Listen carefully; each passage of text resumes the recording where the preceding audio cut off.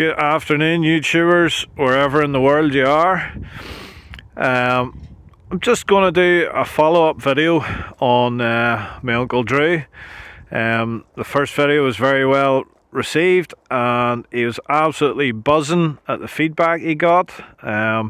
Every one of your comments, he reads them and enjoys them, so be sure to leave a comment for him in the box below.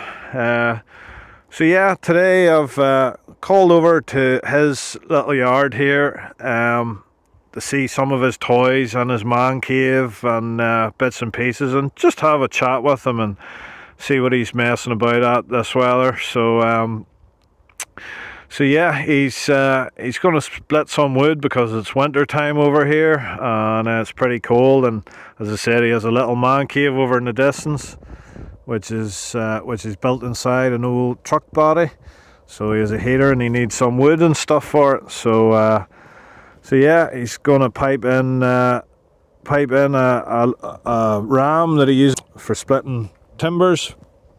You can see it here. It's probably 150 ton ram, so I think he could split steel logs if he wanted.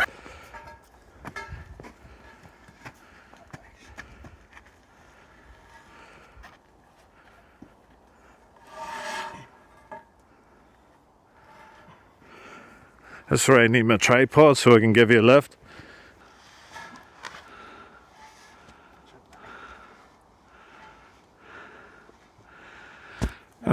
It wouldn't be easier on its side, no? No, that's the way it's going. It has to work that way. Right. Give us a lift, Alistair. So I give you a lift. What's here? Oh boy, there's some weight in that there. Oh boy. Right. Relax and a bit of spring in the pipe. Give a bit of excitement if you get a hard log.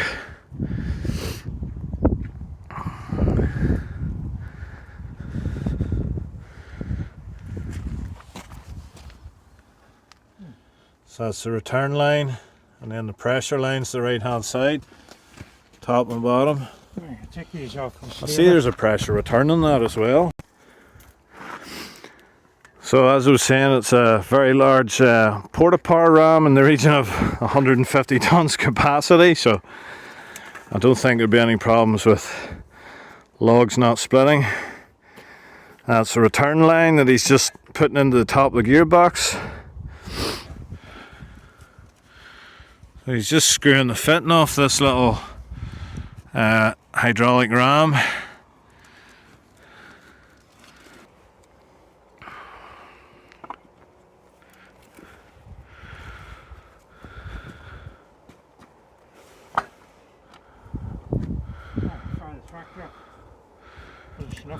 There we go. So you're going to start the old tractor. It's about 7 degrees today, chilly enough. I'll give it a little bit of easy start or ether to get it started. Save the battery and save the starter.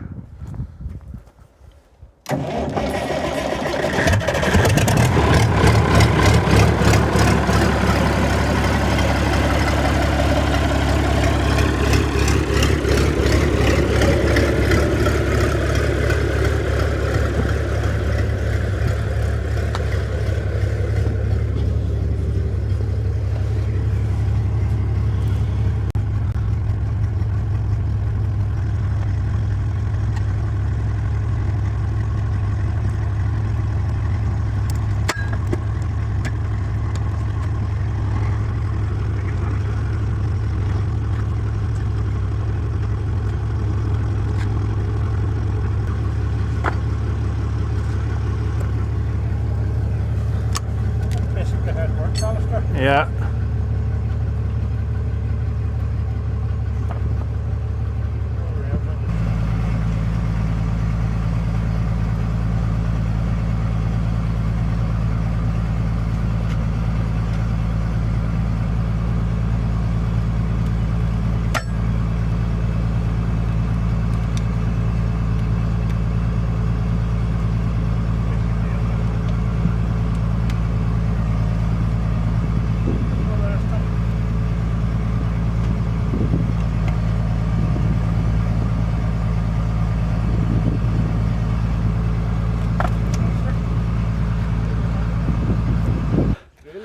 Yep.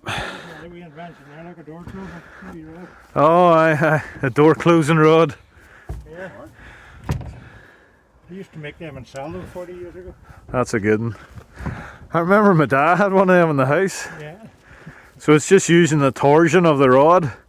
Two ends bent at 90 degrees and put in the little hole. That's a good one, Pete, isn't it? There's a few spare ones, anybody wants them. Brilliant. Door closer, so that's all it is, just the ends Spring steel. bent at 90 degrees. So it's spring steel. What's the spring steel from? It's the same as they use in springs, you know. Where do you get it from, or what was I it? get it from England. Right. So it's spring steel then. So this is an old lorry body. This goes on the lorry. I had this on a lorry. And I had them there, look. See them honestly there, the two ramps. Yeah. There was two of them at each side there. Yes, so those ramps went on to the On the lorry. hinge at the back. And then this door opened up here, see? Ah, yeah, fold away door. Folded back, you see right back. Yes. And then you could drive the car in. So you drove the car into the lorry? Oh yes, right. You get where you wanted to go and then you took the car out and drove it out and Out. parked up in the lorry. It's a camper van. A camper van. Outstanding. Outstanding. So this is his little man cave and it's up at his yard.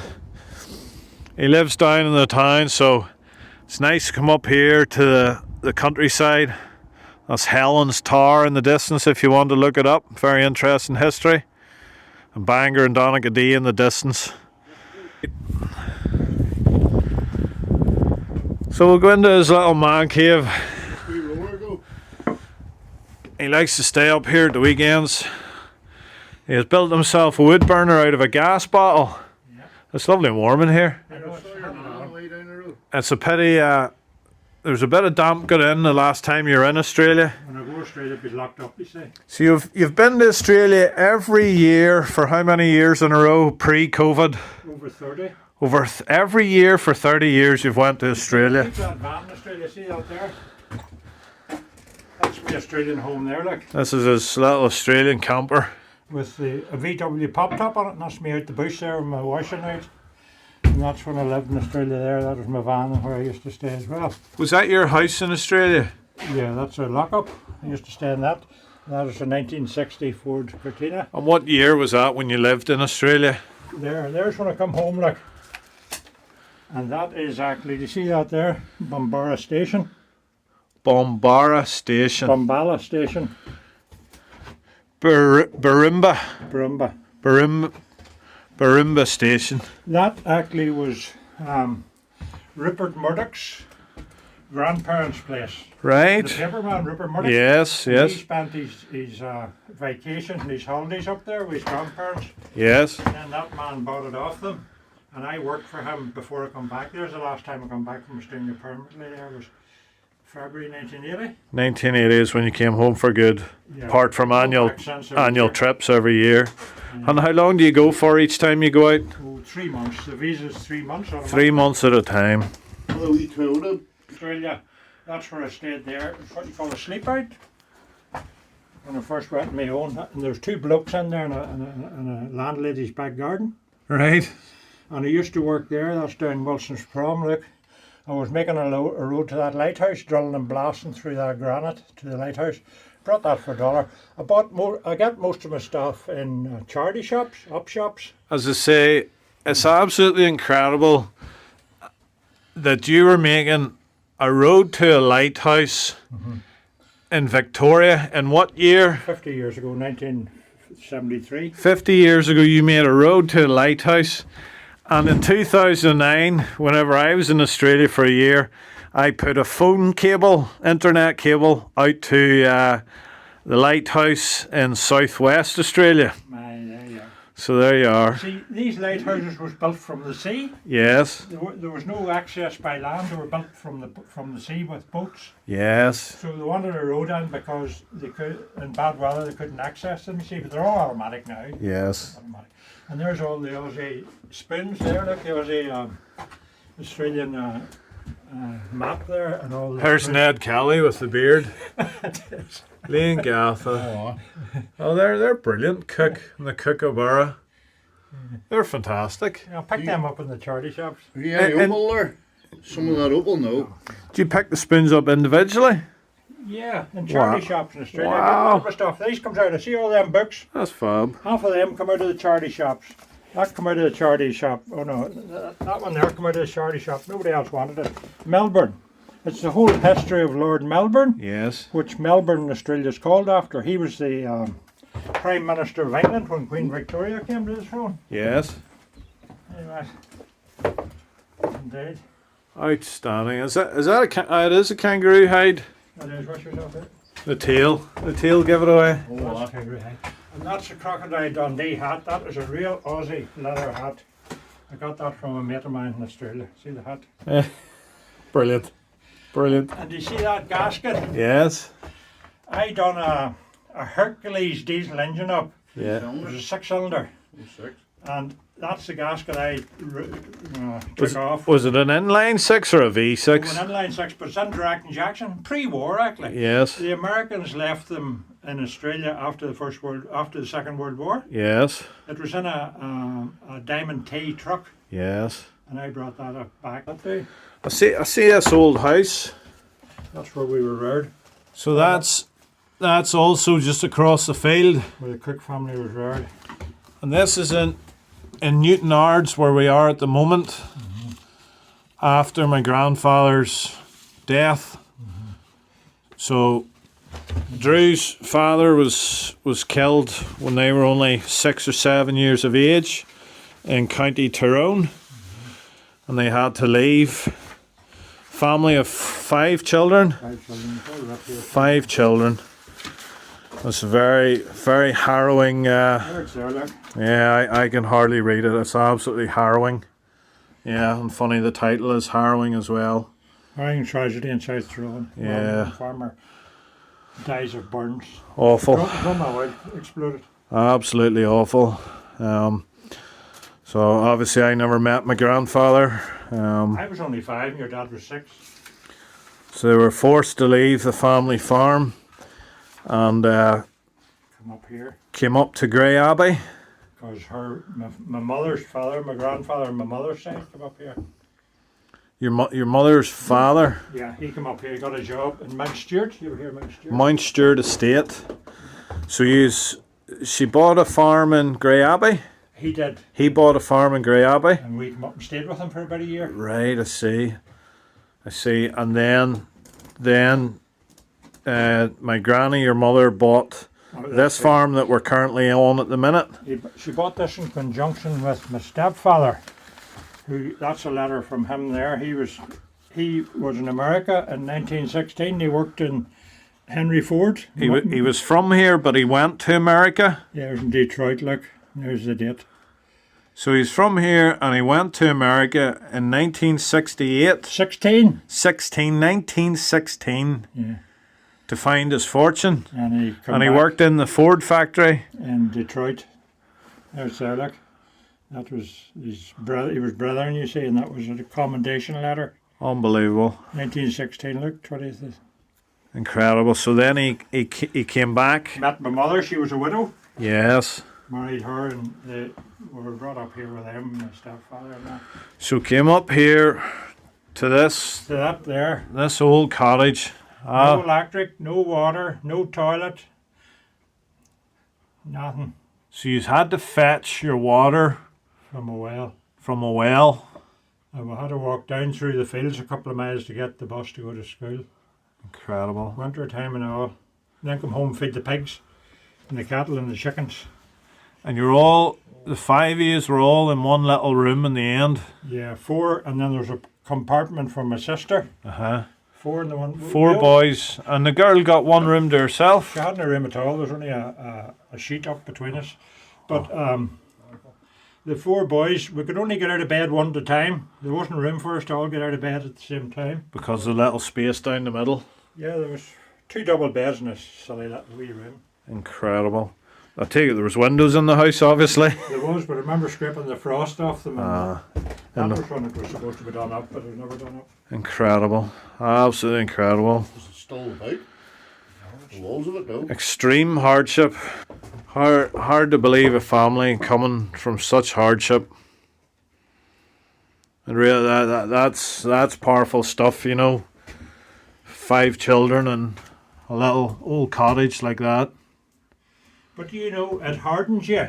It does. Because your father is probably the best engineer in Ireland, Alistair. You know that. Yeah. You work for him, and his my other brother Malcolm, and my sister. She has got a line of shops, children's shops, selling children's clothes. Yes, successful businesswoman. She's got houses in Spain and everything. Fantastic. None of us, we left school young. We had no education or nothing. Unbelievable. I remember my dad always talking about driving a tractor in the field on his own, unaccompanied, from the age of 6. That's right. He took, down in Tyrone, my mother told me, he was sent out with the Ford Fergie, the wee Fergie tractor, to get it fixed in a garage down the road. And it come dark and he wasn't back. No phones or nothing then. And he wasn't back, so they went looking for him. And here he was coming up the middle of the road in the dark, no lights or nothing. That was about Ford Fergie. 1947. 47, yeah. Absolutely incredible. The old saying, what doesn't kill you makes you stronger. Unbelievable. I could talk all day about family history. We're trying to see this track. Last pub, 897 kilometres. Waltzing Matilda. Beautiful Australia, the lucky country. One there about Captain Cook. Yes, Captain Cook's first impressions of landing in Australia. You can pause the screen and read it. Unbelievable. It's funny that Captain Cook first discovered Australia, and us cooks, a good lot of us share a big passion for Australia. Right. Do you ever wonder, is there a connection with Captain Cook and cooks? Captain Cook is spelt with Don't take that too much. with no E. Another one, Henry Cook, you'll hear about him. There's a statue of him in Belfast. Yes. And he changed the face of Ireland, Drew would be our politically and religiously. family historian. He does an awful lot of research about family names and political figures and religious figures. So we'll get a little taste of that as well at some stage. Scratch? That was built in Harlan Wolf's. Yeah, about 15 years ago. So that was built in Harlan Wolf's, and my uncle was down, and he seen this My invention. compensator that he invented. In what year did you invent that? 73. 73. And that was about 15 years ago, but then early 2000s. 1973, you invented the heave compensator for the drills, and you took paperwork to file patents in Australia. Is that right? Adelaide and that, And did they go through, or what happened? Nah, I couldn't. I come over here and actually made a prototype, built it in your dad's engineering shop, built the whole prototype using a lorry tire as a big diaphragm. And I shipped it back to Australia and went back and tried to sell it to the boys out there that I worked for. But they didn't want to know. They said, we've got bumper sumps. The old men would know what a bumper sump is. We've got bumper sumps, which is a sliding thing. But bumper sumps don't work. They don't use them anymore now at all. They use this all the time. Yeah. But, you know, Wow. but anyway. A man of many inventions. Just say that again. See it. I bought a wee Renault 16 in Australia. I liked them because they had torsion bar suspension. Yes. And the seats went down so I could sleep in it, and I had a wee trailer with me drilling rig invention, my heave compensator on it. And I drove around Australia trying to sell it with a wee Renault. The Renault towed us the whole way around Australia and across the Nullabor plain, Queensland. Nullabor plain. So you toured Australia trying to sell your heave compensator? Yeah, I did. Wow. Incredible. Absolutely incredible. And then it ended up on the drilling rig in Harlan Wolf's. And how did it get to Harlan Wolf's again, you told me? When you put on a patent, Alistair, or you apply for a patent, you leave the whole details in a patent office Yes. for everybody to see. Yes. So somebody got it. So he's just remembered another little drilling invention that he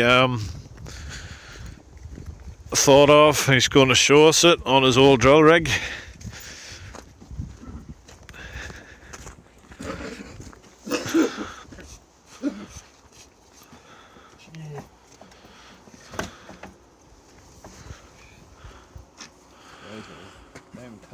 You see the configuration of them there?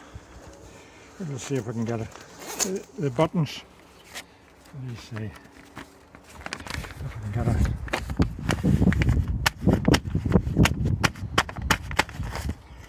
No, I can't get it. Anyway, well, I'll show you it here. See, they go around in rows.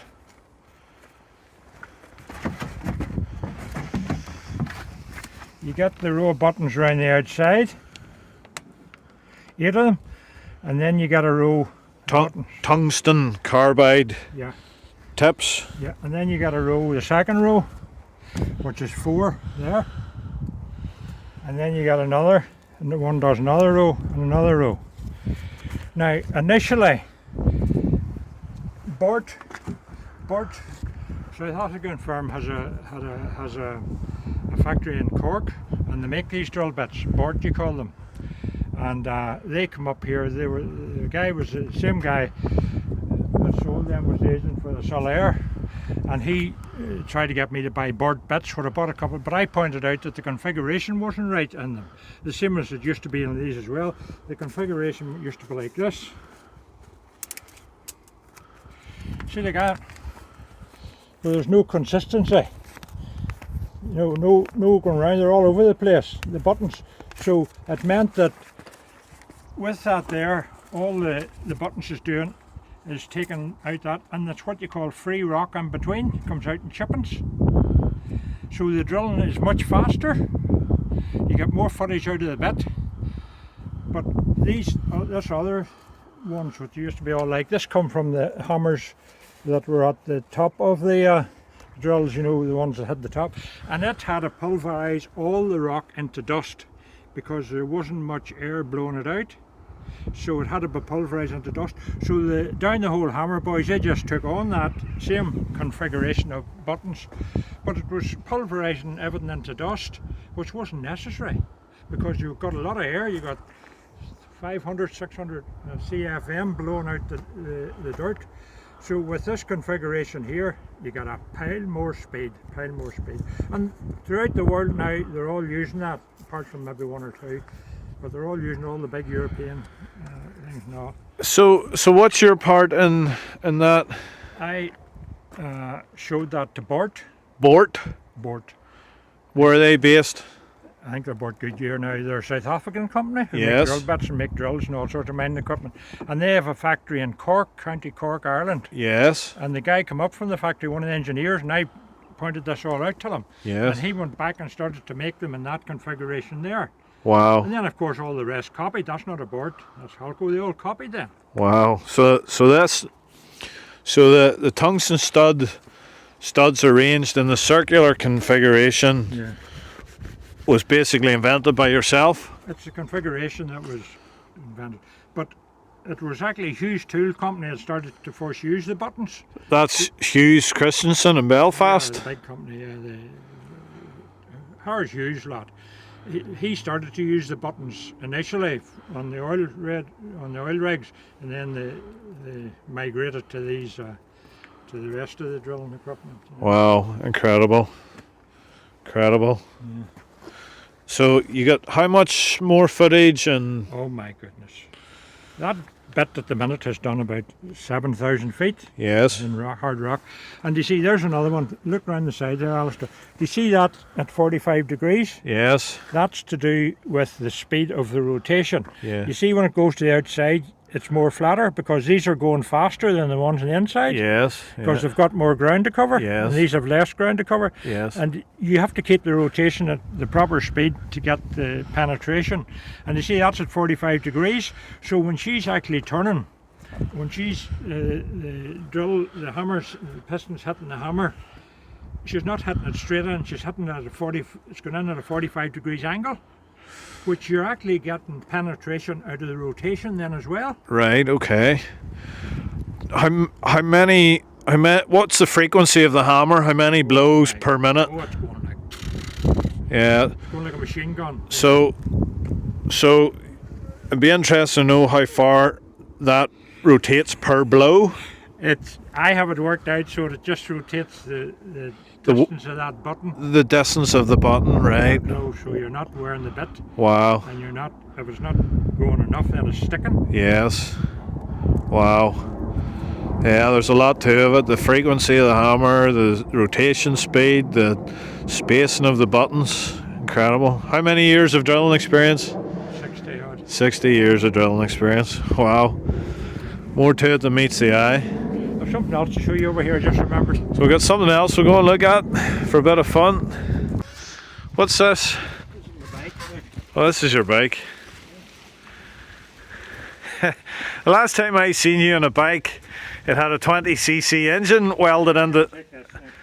It had a 20cc engine welded in the middle of it. You see that? Uh-huh. 2 bits of metal. Uh-huh. Alright. Oh, is this an exercise bike? Yeah. 2 bits of metal. You see how quick this is. Right.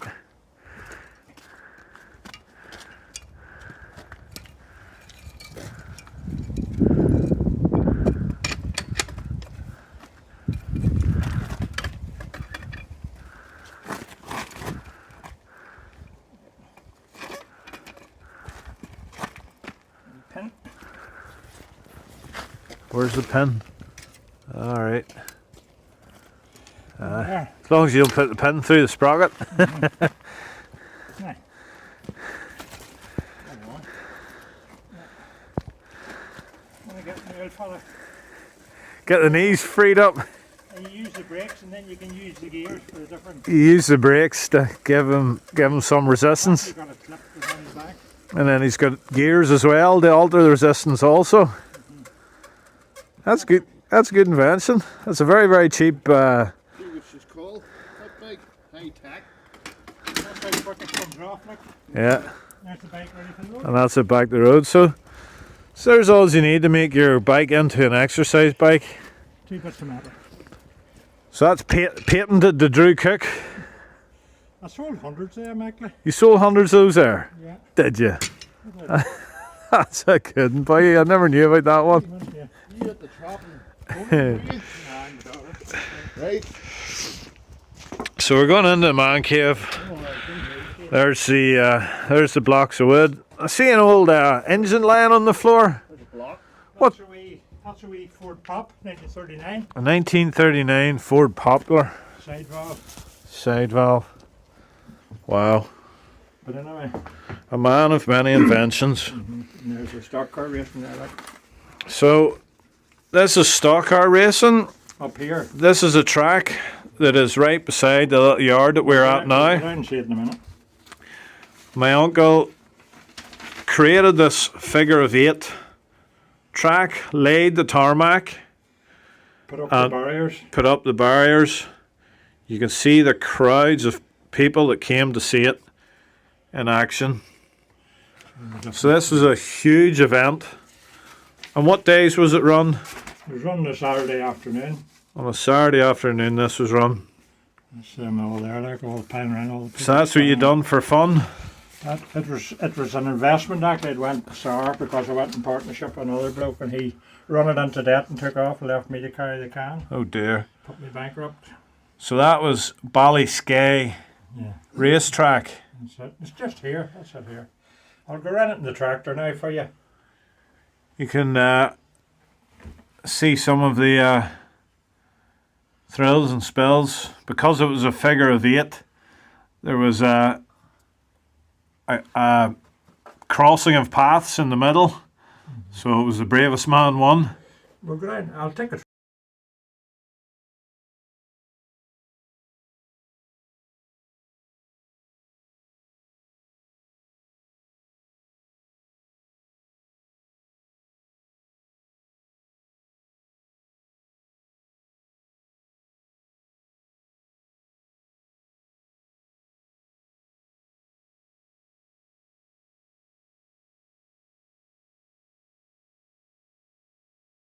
he's off him. We're going to the track now and to do the figure 8 the track. So we're going to see, he's going to take the tractor around the stockcar track. What year was the stockcar track tarmacked? 1970. 1970, and it's been disused since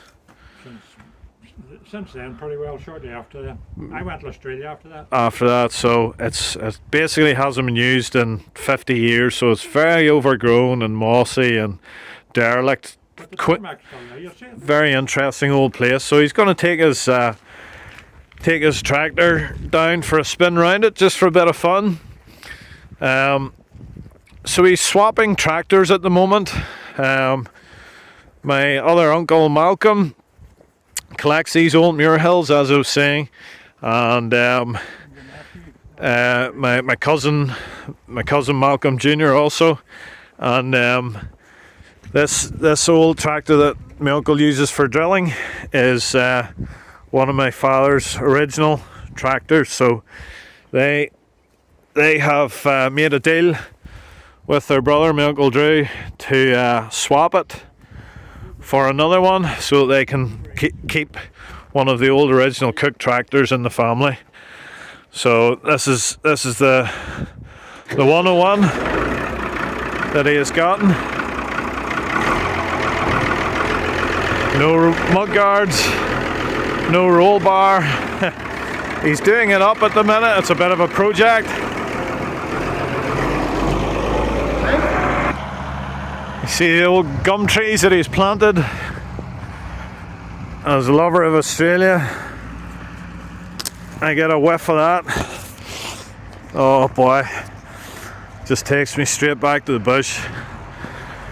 So all of this is located on my grandmother's old farm that they all moved to in the late, I think the mid 50s. So here we are, here's the old tarmac track. As you can see, you can no longer see the barriers. The tarmac's all mossy. And away he goes. He's found top gear. He's going to blow the cobwebs out of her. Some great memories. I'm very, very lucky to live here and be able to play on this as a kid. We have the quad bikes and we would have raced around here with friends and things and had lots of great fun. Here he comes, look at the speed of him.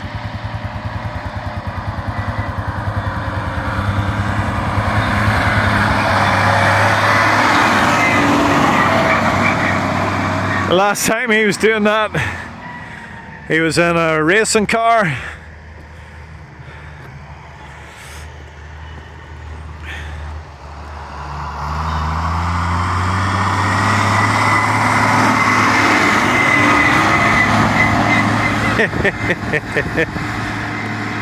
Living proof that you're only as old as you feel. Let's not forget he's in the region of 78 years old, 70.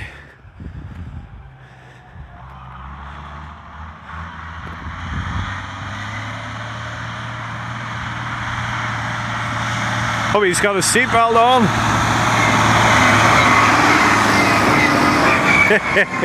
He loves it.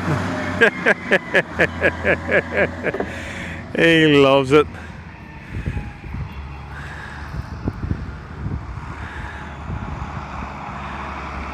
I hope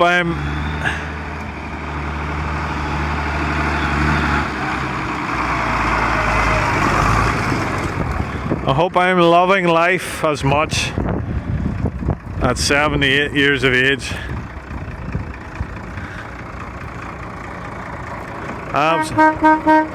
He's found a horn.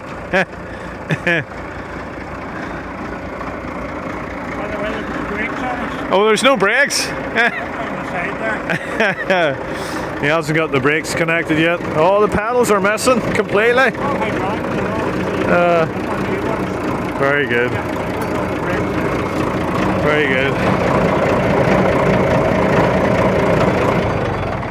Very good. Oh, that looked like fun.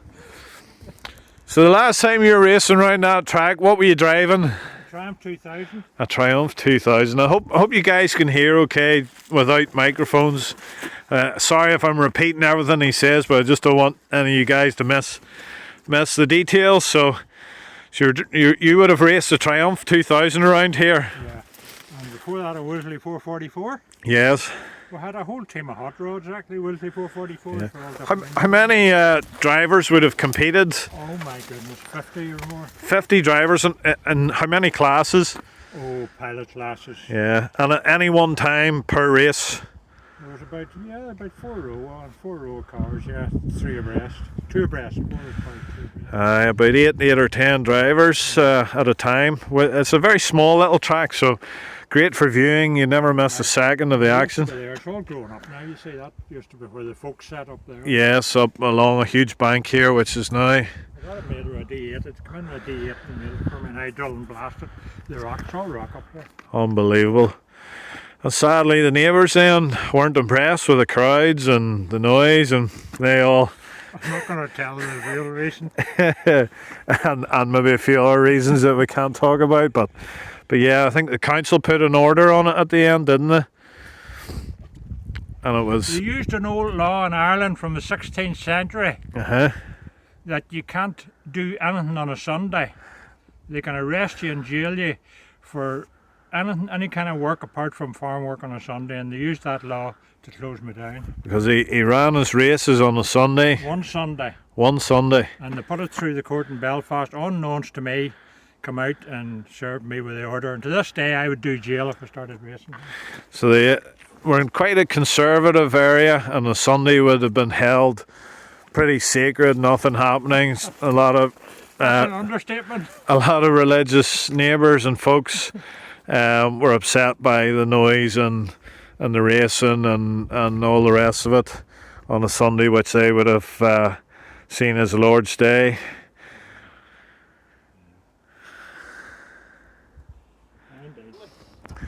So this tractor's non-turbo, and the plan is. I've got a turbo gift to me. It was lying over there. He found a turbo on an old engine, and he's going to fit it on. Seems to be a very good engine. Ford engine.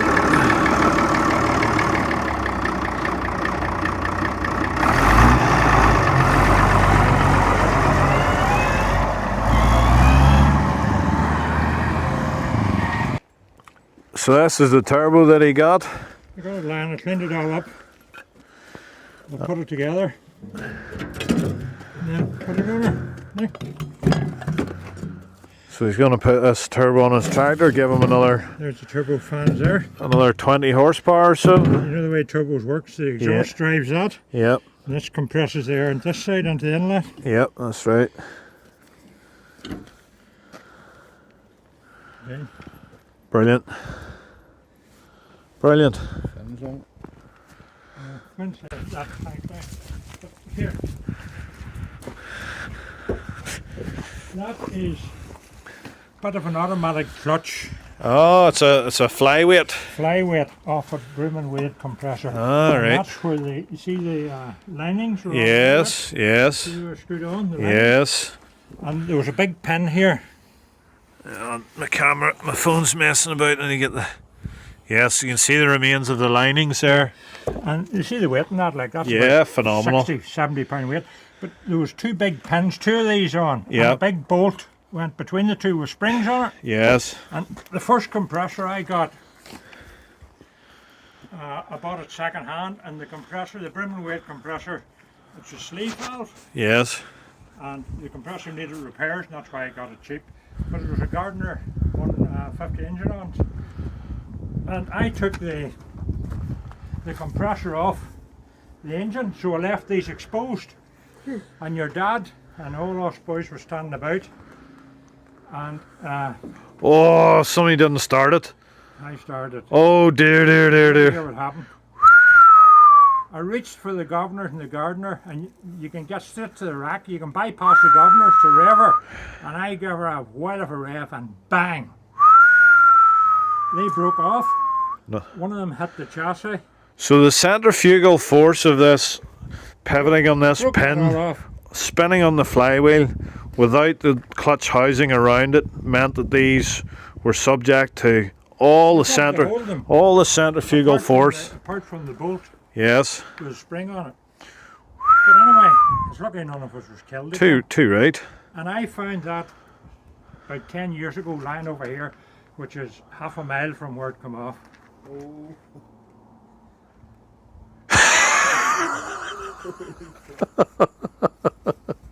So the day that came off the compressor, it was lost. It was lost, and I found it around here about 10 years ago, and that's half a mile from where it come off. Oh dear.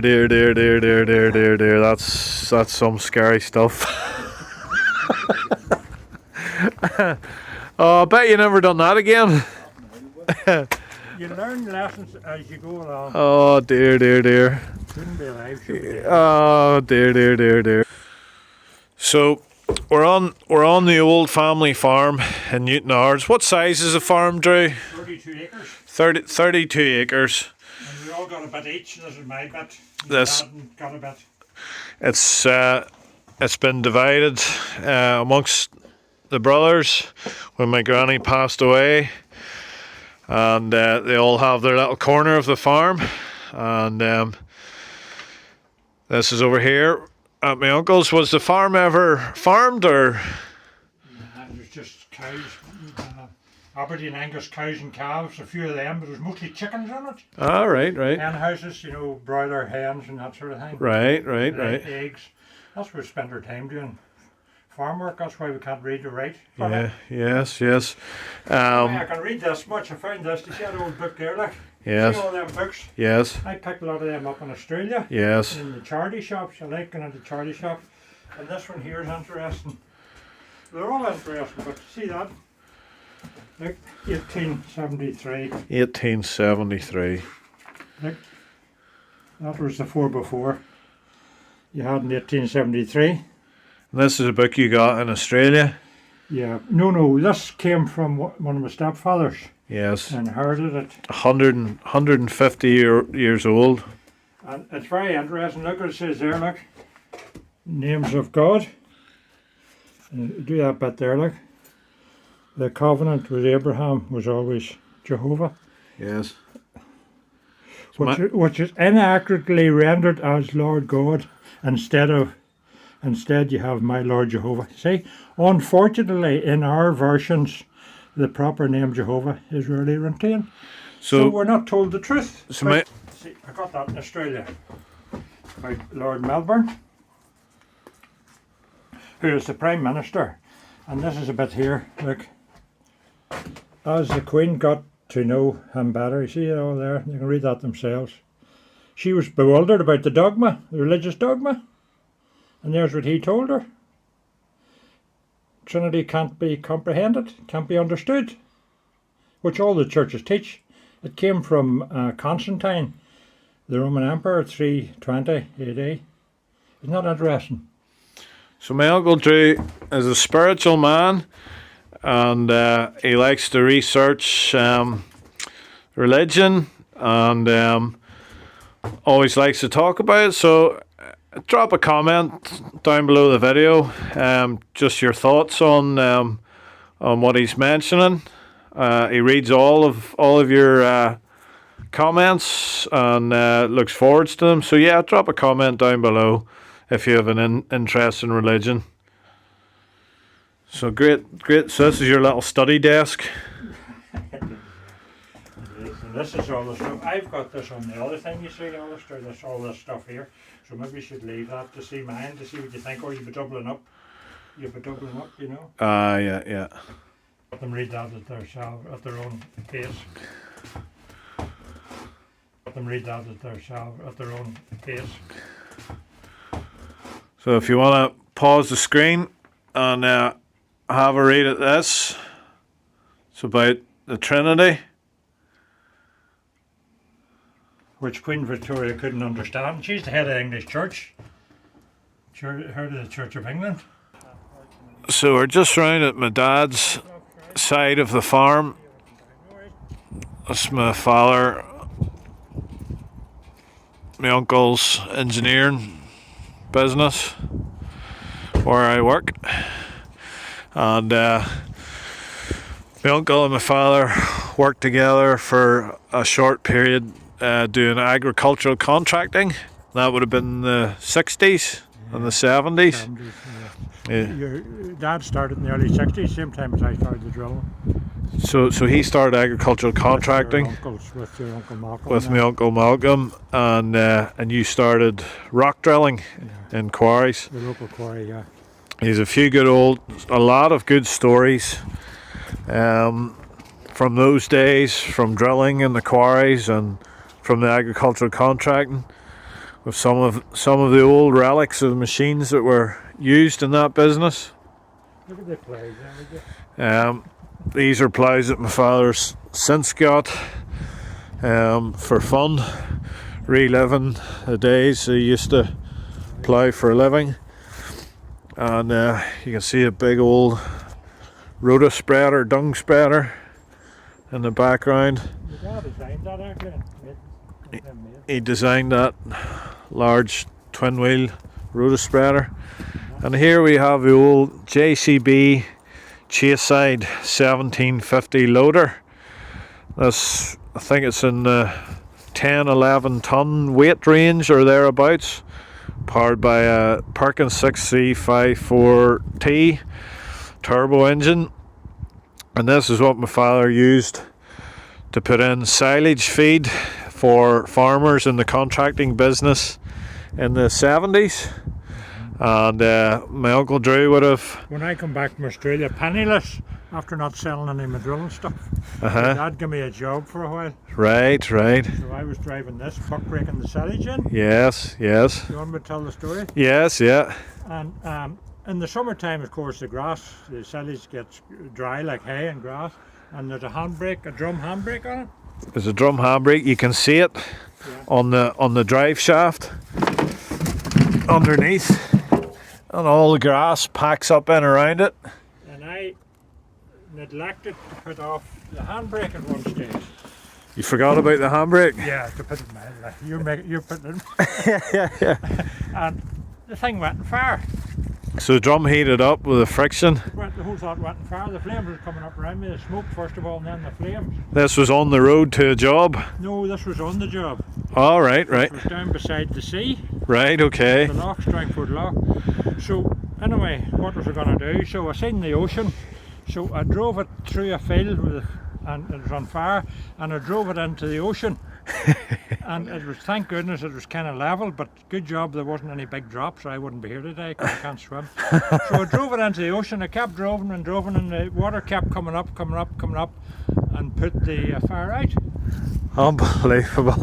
And then the guy came in that was bringing the next load of silage in. You were nowhere to be seen? I wasn't anywhere to be seen. You could hear me shouting, and I'm standing out in the ocean. You're out in the middle of the ocean? He said, what are you doing out there?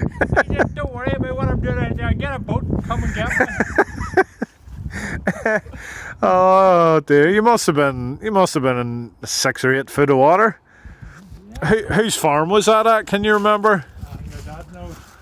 Up to there, like right up there. Unbelievable. Up to the air filter near enough. Yeah, but had to go right up to put the flames out. Unbelievable.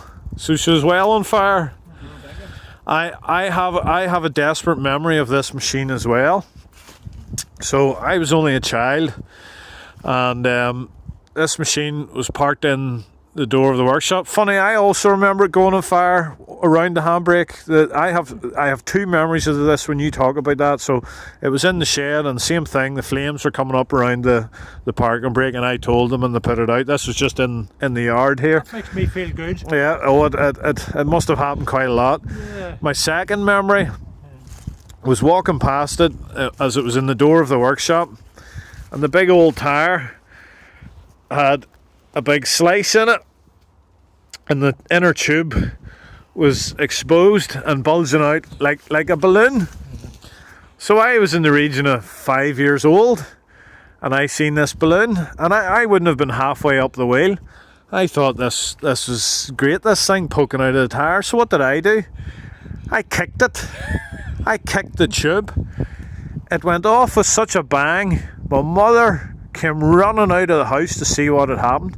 I couldn't hear. My ears was ringing for about 2 hours after it. About 90 psi in that. 90 psi in that. And I kicked it, and the tube exploded in my face. You were fortunate too. At 5 years of age. I'll never ever forget it. Never forget it. So this old machine holds a lot of memories for the Cookes. So it does. So I think unfortunately she's probably lost. Somebody could maybe restore it, but since I've managed to find another one in very good condition, and I hope to keep it running, just for reminiscence sakes, memory sakes. And you see, when we were bringing it home, I was down with one of your dad's Muir hulls with a trailer.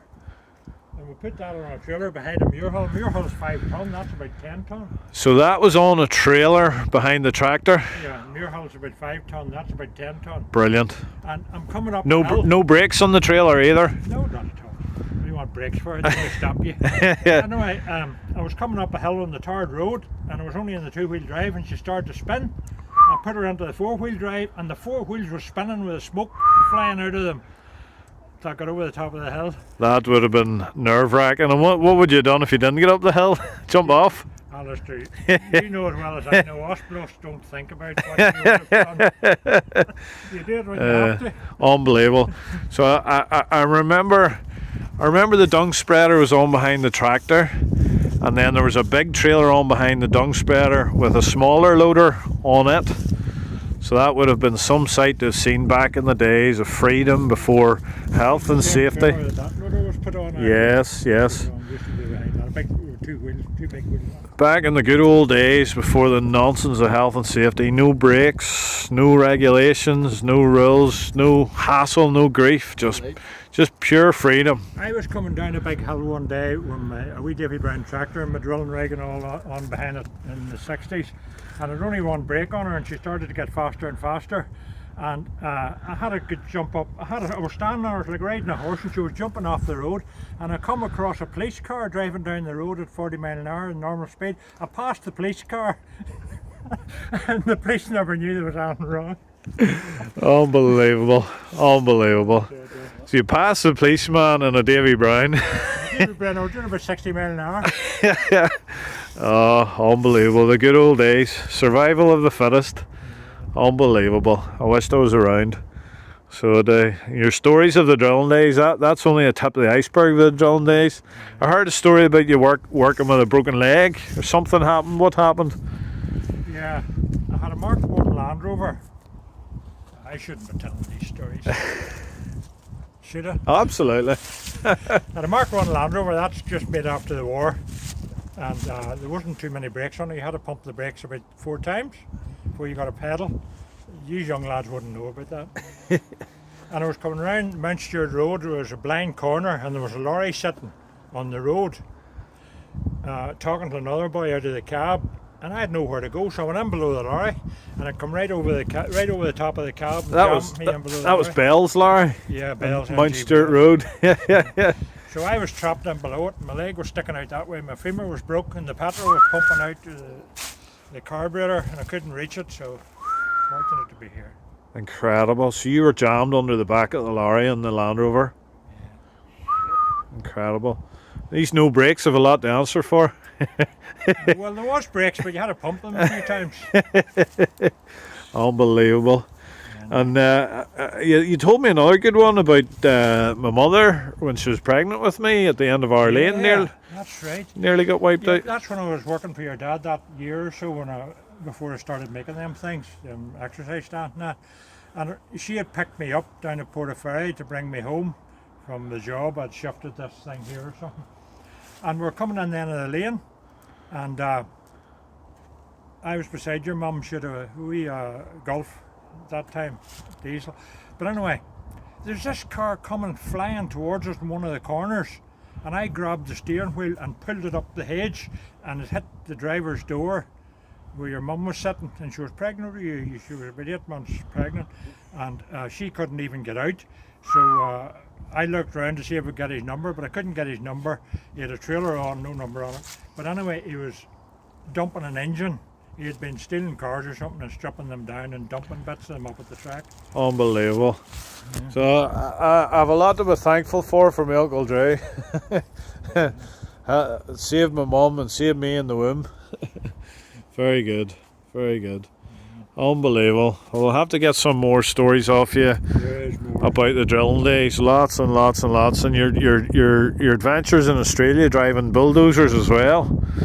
That was a good one. The dozer rolling over off the side of the hill and things. That was in that job to the lighthouse. Aye, the lighthouse job, a dozer slid off the side of the road. Then sure, when I come back here, we're walking to your data tractor tipped over. Right, what happened there? The boy was killed. Flap it in, I never heard that. Never. So that was great, getting a catch up with Drew. I think we could talk for hours and hours and hours. So we'll call back another day and get some more stories. So yeah, guys, if you enjoyed the video, say leave my uncle a comment. He reads them all, and give the video a thumbs up. And yeah, hope you enjoyed it, and we'll catch you on the next one. Click subscribe, and check out my other videos, and we'll see you on the next one. Cheers.